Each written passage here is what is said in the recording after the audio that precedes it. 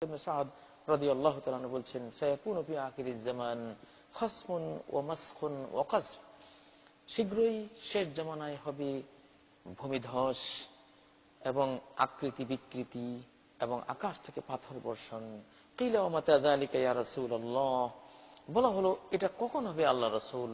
তিনি বললেন, ইজা যাহারাতিল কাইনাতু ওয়াল মাআজিফ, যখন সমাজে আবির্ভূত হবে গায়িকা নায়িকা ওয়াল মুআজিফ এবং বাদ্যযন্ত্র, অর্থাৎ গায়িকা নায়িকার ছড়াছড়ি হবে, শিল্পী নামে তাদেরকে সমাজে উচ্চকিত করা হবে, তাদেরকে সম্মানিত করা হবে, তাদেরকে কোটি কোটি টাকা দিয়ে সমর্থন যোগানো হবে এবং বাদ্যযন্ত্রের চতুর্দিকে ছড়াছড়ি হবে, দোতারা সেতারা, এগুলো দিয়ে মানুষ তাদের জীবন গড়বে।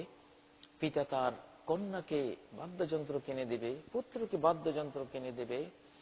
রাষ্ট্রীয়ভাবে এসব গান বাদ্য বাজনা পৃষ্ঠপোষকতা করা হবে, এগুলোর জন্য একাডেমি গড়ে তোলা হবে, এগুলির জন্য কলেজ তৈরি করা হবে, এগুলো শিক্ষা ব্যবস্থার পার্ট হিসেবে দিয়ে দেয়া হবে। চতুর্দিকে বাদ্যযন্ত্রের ছড়াছড়ি।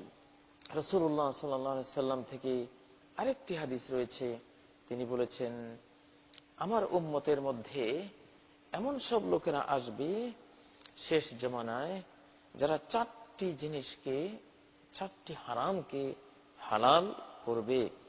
একটি হলো নারীদেরকে হালাল করবে, বিবাহ ছাড়া, বৈবাহিক বন্ধন ছাড়া নারীদেরকে তারা হালাল করবে এবং সিল্কের পোশাক পরা পুরুষ হালাল করে নেবে এবং মদ হালাল করে নেবে এবং বাদ্যযন্ত্রকে হালাল করবে। এই চারটি হারামকে যখন হালাল করবে, তখনই আল্লাহর সৃষ্ট প্রকৃতিতে বিপর্যয়ের পর বিপর্যয় তোমরা প্রত্যক্ষ করবে।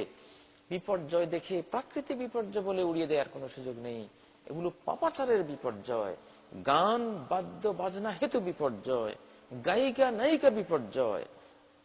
আবু মালিক আল-আশআরী রাদিয়াল্লাহু তাআলা আনহু থেকে riwayat, তিনি বলছেন, সামি'তু নবী সাল্লাল্লাহু আলাইহি ওয়াসাল্লাম ইয়াকুল, লা ইয়াকুনান্না মিন উম্মতি আকওয়ামুন ইস্তাহাল্লুনা আল-হিরা ওয়াল হারির ওয়াল খামরা ওয়াল মাআজিফ, অবশ্যই আমার উম্মতের মধ্যে এই সম্প্রদায় আসবে যারা এই চারটি হারামকে, অর্থাৎ লজ্জাস্থানকে হালাল করবে এবং সিল্ককে হালাল করবে এবং মদ হালাল করবে, বাদ্যযন্ত্রকে হালাল করবে। ইমাম বুখারী এই হাদিসটি বর্ণনা করেছেন। বিশ্বব্যাপী কিভাবে এই হারামগুলোকে হালাল করা হয়েছে, এগুলোর ফলশ্রুতিতে সুনামি আসবে, এগুলোর ফলশ্রুতিতে সুনামি আসবে, ভূমিকম্প আসবে, ভূমি ধসে দেশ উপমহাদেশ মহাদেশ তলিয়ে যাবে এবং মানুষের আকৃতি বিকৃত হয়ে বানর শুকরে রূপান্তরিত হবে এবং আকাশ থেকে মিটিউর স্টেরয়েড বর্ষণ করা হবে। আজকে যেমন নাসা সংস্থা, আমেরিকার মহাকাশ সংস্থা নাসা,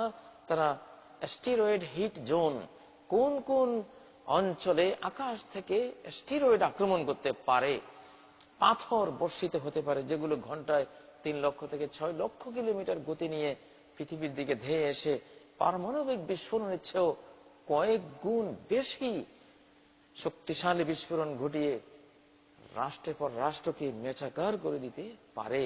এ ধরনের স্টেরয়েড হিট জোন পৃথিবীতে হবে বলে হাদিসে যেমন বলা হয়েছে, তেমনি এখন মহাকাশ সংস্থাগুলো এগুলো বাস্তবতার আলোকে দেখে বর্ণনা করতে শুরু করেছে। এগুলো আসলে মানুষ যখন নৈতিকতার বন্ধন ছিন্ন করে অনৈতিক হয়ে পড়ে, ধ্বংসাত্মক কাজে লিপ্ত হয়, তখন বিশ্ব প্রকৃতিতে আল্লাহ তাআলা ধ্বংসাত্মক সব বিপর্যয় সৃষ্টি করবেন। কারণ বিশ্ব প্রকৃতি মানুষের জন্য আল্লাহ সৃষ্টি করেছেন। এরা যখন বিপর্যস্ত হবে, তখন আল্লাহ সৃষ্ট এই বিশ্বেও বিপর্যয়ের পর বিপর্যয় সৃষ্টি হবে। কামা তাদিনু তুদান, যেমন কর্ম তেমন ফল।